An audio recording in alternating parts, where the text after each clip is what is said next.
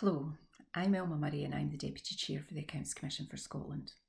I'm recording today's message from my home in line with current government guidelines. The Accounts Commission is the body charged with providing public assurance on councils and related bodies in respect of audit and their duty to provide best value. We work very closely with Audit Scotland and the Auditor General for Scotland. Today's message concerns the publication of Argyll and Bute Council's Best Value Assurance Report and our findings from the audit work which was done prior to the COVID-19 pandemic. The last reports for Argyll and Bute Council were in 2013, 2014 and 2015. Since then, the Commission is very pleased to see that relationships between members and between members and officers have improved significantly. This is important because it supports leadership, setting clear direction for the Council and how the Council works with its partners. The Council has good financial management systems in place and has achieved financial balance each year, which provides a sound basis to work from. However, securing that balanced budget each year has mainly been achieved through efficiencies and savings. So the Council now needs to consider how it will transform and redesign services to support a long-term financial plan. This will be important too, as the Council faces a significant funding gap in future years, as well as a declining population.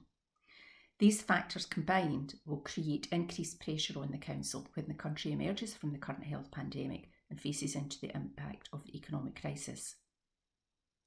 A matter of concern for the Commission is the Council's performance, which remains low in a number of areas, and the pace of improvement is slower than for other councils. There's not enough evidence that the Council is using its performance information to drive improvement, or that it makes good use of self-evaluation or systematically monitors the impact of its improvement work. Areas that are specifically mentioned in the report include economic development, environmental services and education and children's services, which all show a mixed picture. The Council recognises this and is working on making improvements. In the future, the Commission will therefore be looking to see how this impacts on the Council's pace and depth of improvement.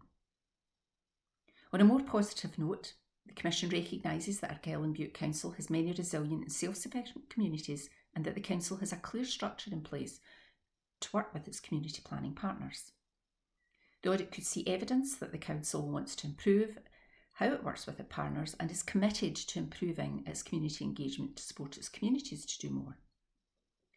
The Council's approach to improving its partnership work will also be important to achieving its economic ambition of an economy which is diverse and thriving. So what happens now?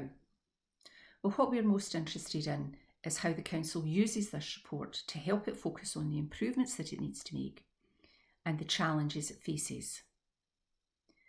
The Accounts Commission, therefore, will continue to monitor the Council's progress through our regular audit work.